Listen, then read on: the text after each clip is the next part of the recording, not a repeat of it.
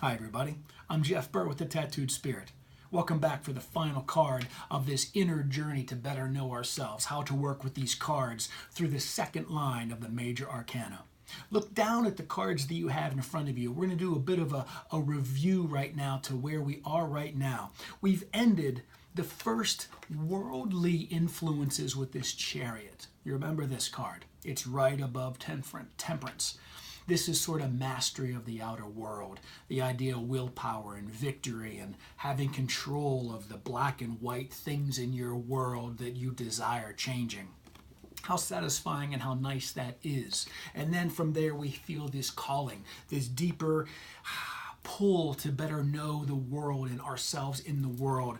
So we sort of take a reprieve. We kind of understand that there's something calling us to know something more. And we begin the journey by recognizing that it's within ourselves, the inner strength to slow down, remove yourself from the top line and get into something deeper. Then we contemplate, we further remove ourselves from the outside world, and then we sort of consider and we notice where the hermit is looking. We're going to be getting into that wonderful 15th card in the next video. We move our process of deeper knowing to realize that we are but just one page in an entire library of other people who's making one massive story in the world. We bring that knowledge and experience into the concept that our life has meaning, that we are absolutely where we are supposed to be right now, and it's okay that we may not even want to be there, but the idea, the concept that the world is happening for us, not to us.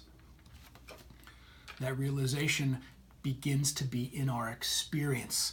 This idea of sacrifice, this idea of patience, this idea of being enlightened whenever other people look at us and say, I don't even know how you operate like that, but you're at peace knowing where you are at this stage of inner development.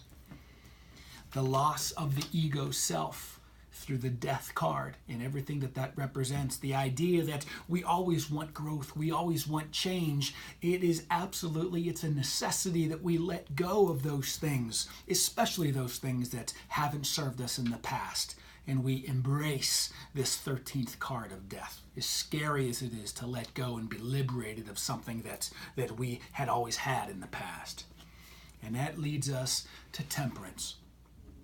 This angelic figure here, you can see there's so many things about this card. This is probably the card I talk most in my personal one-on-one sessions.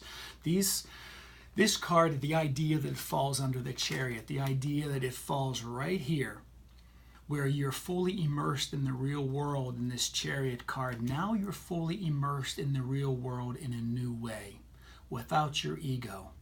The idea that, actually we'll talk about Temperance right now. I actually looked it up and I wrote it down. It means to mix or combine properly is Temperance. And that's exactly what you do in your everyday experience after reaching this stage or the influence of this particular card. The idea that the foot is in this unconscious water, but you're living in the real world. You're also on the world. You're stepping on the ground.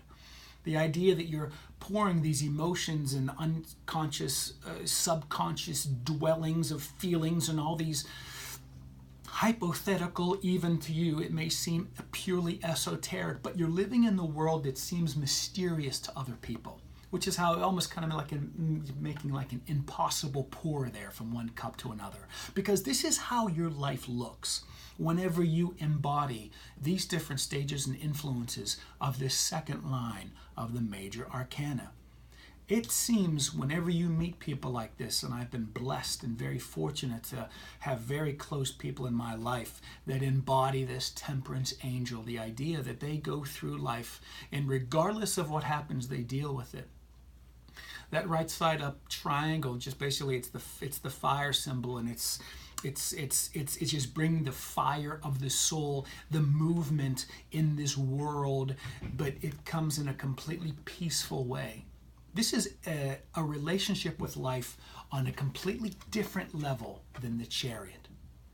The people that embrace the Chariot are the politicians that only need more power, regardless of how happy they are. They're the people that you see constantly on Facebook that are washing their cars, telling you how much happier you're going to be whenever you make more money. Now, yes, that's always great, and I'm an advocate for that type of thing, but those are the same people, those people that are fully immersed in the chariot, and they're scared to go deeper, what makes them tick, that talk to their therapist about, yes, I'm rich, but I'm also unhappy. This person, you'll never hear them say unhappy, with regardless of how much they have, with the wealth or in poverty, because I've known both. But whenever they do the spiritual work, whenever they are curious about how they operate in the world, when they experience the influence of this temperance card, and when we work in hypnosis or in that brainwave that this becomes more accessible to your subconscious to really grasp and know that this is how you can move through the world, they're just always okay, regardless of their income. They're not telling you just to get rich because it's going to make you happy. They're going to tell you, first, be happy with the world and just watch how easily you become rich. That's a whole different lecture. That's what I love talking about, really, is getting people really, really well off. But whenever you're starting from here, it's actually a lot more of a benefit than whether you're just starting from here and just how to get rich quick. Let me wash a car for you to realize how much I can afford, and then talk to your therapist later about how unhappy you are with all of your money. This person, this character, this influence is just happy because it understands that there's unconscious and there's conscious and there's subconscious and there's all these different forces at play. You're at balance and you go through life embracing the things that you sort of picked up at this stage at the High Priestess and at all the other stages and all the other influences. When it happens to show like this in a spread or a reading, or perhaps you're just working on an issue where you're going to extremes, which is what this pretty much represents for your subconscious mind. The reverse temperance just means that you're just going forward in one way. You're not focused on your whole total person. Probably it's an influence, most likely that you're just geared up on the first worldly influences line, that you're not taking care of your soul, that you're not taking care of that part of you in your soul represented by that fire emblem above your heart. That's what you want to live by. So we want to be a little bit cautious and a little bit more careful and a little bit more loving whenever we see this card show for us in reversed, because it just means that there's a new way to go about life. Whenever you do embrace this, life becomes easier, making more money becomes easier, relationships become easier because it's more fun. You realize that you are a spirit in human form. And because of your very nature of being both, then the world seems to other people as if you're working at it very mysteriously.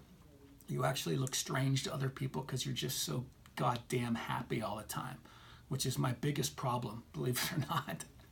So anyway, go about your day feeling good that this is a wonderful thing to strive for, because in the next video we go into the universal influences that just sort of are always at play. We're getting very esoteric in the next row. Now we get to be able to look up at the cards above us, okay? There's a reason why temperance is above the world, but you're not going to know that until you tune in now, are you? So I'll see you back as we begin with the card that is the second most terrifying card to everybody, and that's this devil character, and why you want to welcome this card too. So come back and we'll talk to you in a minute.